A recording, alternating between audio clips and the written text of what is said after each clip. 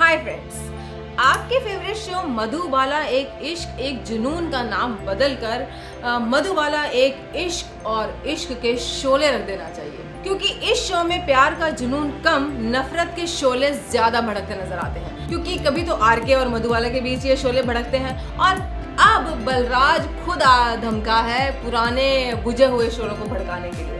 क्योंकि जैसे कि आपको पता है कि अभी उसने ताज़ा तरीन शमशेर और पद्मिनी की शादी में आकर भूकंप मचाया है, तो अब यहाँ पर वो नफरत के शोले किस कदर बरसा रहा है, आइए हम आपको जरा तफ्तीश से बताते हैं। क्योंकि भाई शादी का मंडप ऑलरेडी सजा हुआ था और कुछ एक्स्ट्रा करने की जरूरत नहीं थी, इसलिए वही शादी के मंडप को गब्बर का अड्डा बनाने में उन्हें ज्यादा देर नहीं लगी। क्योंकि अपने साथियों के साथ जो बलराज पहुंचे थे पद्मिनी से बदला लेने के लिए, तो अब आप इस शोले की पूरी सीक्वेंस को एक बार दोबारा देख सकेंगे मधुबाला एक इश्क एक जुनून में। तो हम आपको बताते हैं कि वीरू कौन है, जय कौन है, गब्बर कौन है और ठाकुर कौन है।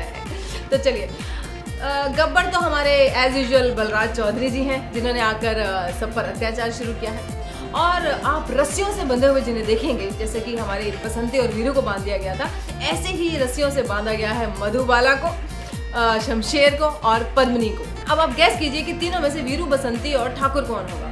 तो भाई ऑब्वियसली बसंती तो हो गई मधुबाला और ठाकुर हो गए शमशेर सिंह और बचे वीरू, तो चलो पद्मिनी को हम वीरू बना देते हैं।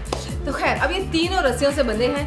अब जब इतने सारी कास्ट शो में है, तो जय वीरू को और बसंती को बचाने ना आए, ये तो हो ही नहीं सकता।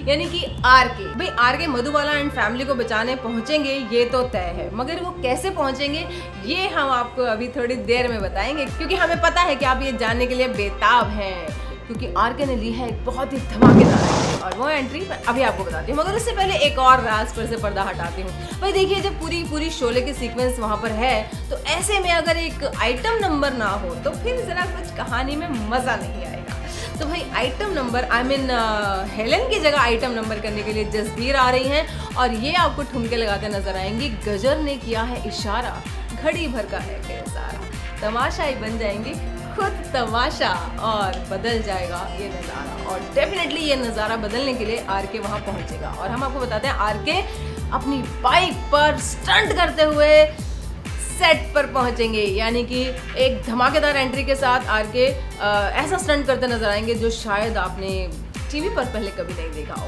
अब इसमें उनको कुछ चोटें लगी या नहीं, ये तो खैर ये तो वही बता सकते हैं। खैर, स्टंट करते हुए जरा बहुत चोटें तो लगी जाती हैं सबको।